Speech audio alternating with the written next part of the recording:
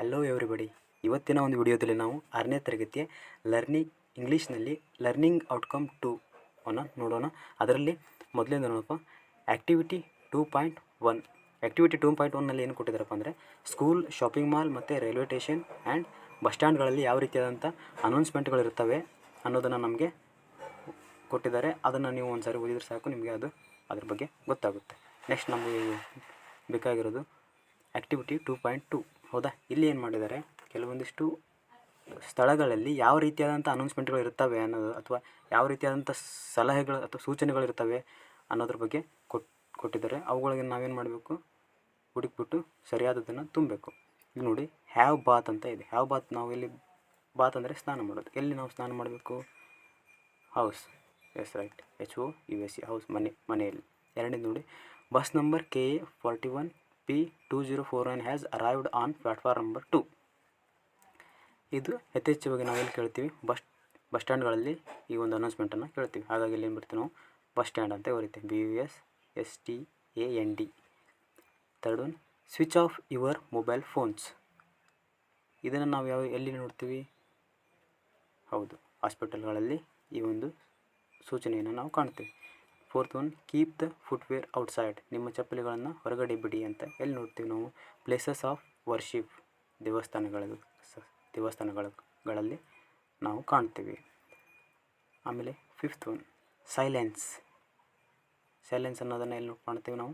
S, ಲೈಬ್ರರಿಯಲ್ಲಿ ನೋಡ್ತೀವಿ. LIBRARY, library.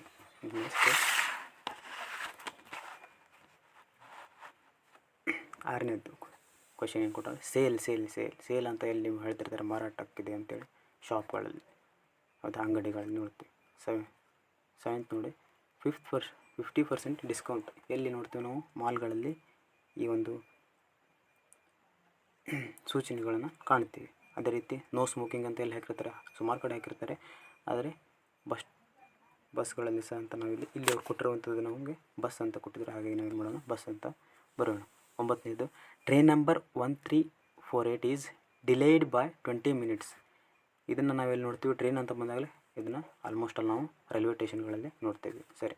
Every one must attend the classes regularly. ಪ್ರತಿಯೊಬ್ಬರು ಏನು ಮಾಡಬೇಕು?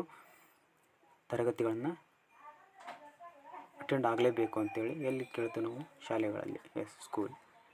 11, no parking in front of the gate. Yes, ಇಲ್ಲಿ parking ಮಾಡುವ ಹಾಗಿಲ್ಲ ಅಂತೇಳಿ ಎಲ್ಲಿ? ಗೇಟಿನ ಮುಂಭಾಗದಲ್ಲಿ ಈ ಒಂದು ಸೂಚನೆಗಳನ್ನು ಹಾಕಿರೋದನ್ನು ಕಾಣ್ತೀವಿ. ಇನ್ನು 12 ಲಾಸ್ಟ್ ಒಂದು ನೋಡೋದಾದರೆ, ಕ್ಲೀನ್ ದ ಬ್ಲ್ಯಾಕ್ ಬೋರ್ಡ್ ಅಂದರೆ ಶಾಲೆಗಳಲ್ಲಿ ಹೆಚ್ಚಿನದಾಗಿ ಬ್ಲ್ಯಾಕ್ ಬೋರ್ಡನ್ನು ಯೂಸ್ ಮಾಡ್ತೀವಿ. ಹಾಗಾಗಿ ಕ್ಲಾಸ್ ರೂಮ್ ಅಂತೇಳಿ ನಾವಿಲ್ಲಿ ಬರೀಬೋದು. ಇನ್ನು activity 2.3, match the instructions commands to the pictures and say a few sentences on each of them. For example, say where you find this instruction, what that instructions means, etc. ಈ ಒಂದು ಇನ್ಸ್ಟ್ರಕ್ಷನ್ಗಳನ್ನು ನಾವು ಎಲ್ಲಿ ಕಾಣ್ತೇವೆ ಅನ್ನೋದ್ರ ಬಗ್ಗೆ ನೋಡುವ. ಹೌದಾ? ನೋ ಪಾರ್ಕಿಂಗ್ ಯಾವ ಚಿತ್ರ ಹೊಂದುತ್ತೆ? 5ನೇ ಚಿತ್ರ. ಹೌದಾ? No parking.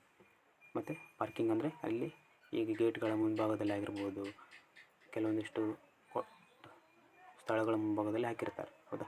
Scan for payment. ಈಗಂತೂ ನಾವು ಪ್ರತಿಯೊಂದಕ್ಕೂ ಹಣವನ್ನು ಹಾಕಬೇಕಂದ್ರೆ ಸ್ಕ್ಯಾನ್ ಮಾಡಿ ನಾವು ಅವರಿಗೆ ಹಣವನ್ನು ಟ್ರಾನ್ಸ್ಫರ್ ಮಾಡ್ತಾಯಿದ್ದೀವಿ. ಹೌದಾ? ರೀಚ್ ಆನ್ ಟೈಮ್, ಸರಿಯಾದ ಸಮಯಕ್ಕೆ ಬಂದು ಸೇರುವುದು.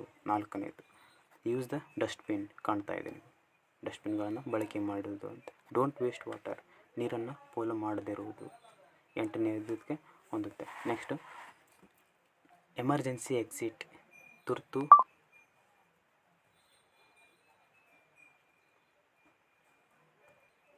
ಬಸ್ಗಳಲ್ಲೆಲ್ಲ ನಾವು ಇದನ್ನು ನೋಡ್ತೀವಿ. ಎಮರ್ಜೆನ್ಸಿ ಎಕ್ಸಿಟ್ ಅಂತ ಇರುತ್ತೆ ನೋಡಿರಿ. ಓಕೆನಾ? ಅದೆಲ್ಲಿದೆ? 2ನೇದು emergency exit. Silence please, 3rd one. ಹೌದಾ?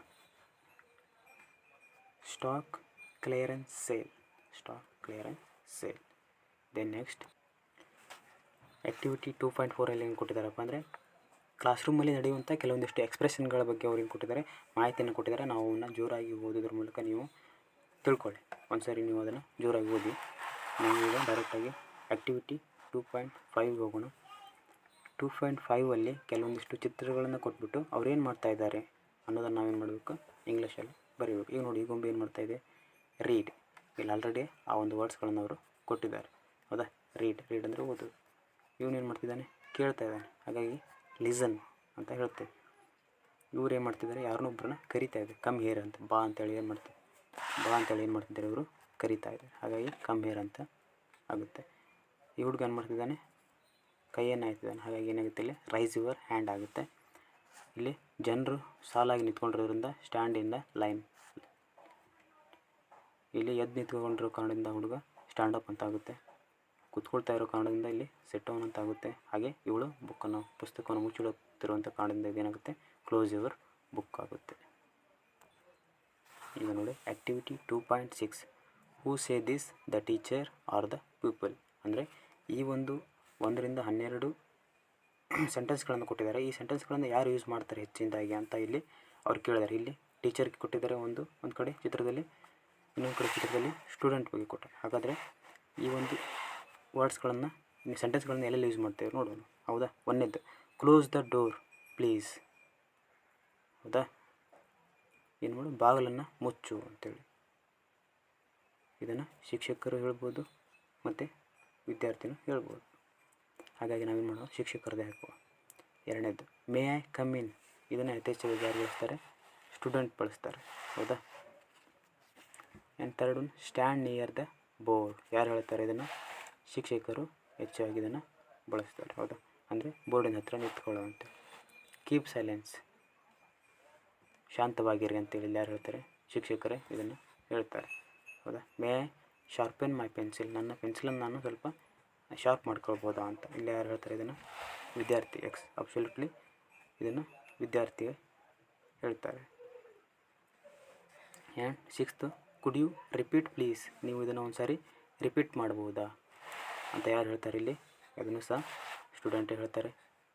Then next raise your hands please, ನಿಮ್ಮ ಕೈಗಳನ್ನು ಎತ್ತಿ ಅಂತ ಇಲ್ಲಿ ಯಾರು ಹೇಳ್ಬೋದು, ಶಿಕ್ಷಕರು ಹೇಳ್ತಾರೆ, raise your hands please. And shall I go outside, ನಾನು ಹೊರಗಡೆ ಹೋಗ್ಲಾ ಅಂತ ಯಾರು ಹೇಳ್ತಾರೆ ಅಲ್ಲಿ, ವಿದ್ಯಾರ್ಥಿ ಹೇಳ್ತಾನೆ. Open your book at page number 20, yes ಇದನ್ನು ಶಿಕ್ಷಕರು ಹೇಳ್ತಾರೆ. Open your book at page number 20. I don't understand, ನನಗೆ ಅರ್ಥ ಆಗಲಿಲ್ಲ ಅಂತ ಇಲ್ಲಿ ಯಾರು ಹೇಳ್ತಾರೆ, ವಿದ್ಯಾರ್ಥಿ ಹೇಳ್ತಾರೆ. ಲಿಸನ್ ಹಿಯರ್, ಈ ಕಡೆ ಕೇಳ್ರಿ ಅಂತ ಇಲ್ಲಿ ಯಾರು ಹೇಳ್ತಾರೆ, ಶಿಕ್ಷಕರು ಹೇಳ್ತಾರೆ. ಎಕ್ಸ್ಕ್ಯೂಸ್ ಮೀ ಸರ್ ಅಂತ ಇಲ್ಲಿ ವಿದ್ಯಾರ್ಥಿ ಹೇಳ್ತಾರೆ. ಬೇಕಾದ್ರೆ ಒಂದು ಸೆಕೆಂಡ್ ನೀವು ಅದನ್ನು ವಿಡಿಯೋ ಯೂಸ್ ಮಾಡಿ ಬರ್ಕೊಳ್ಳಬಹುದು.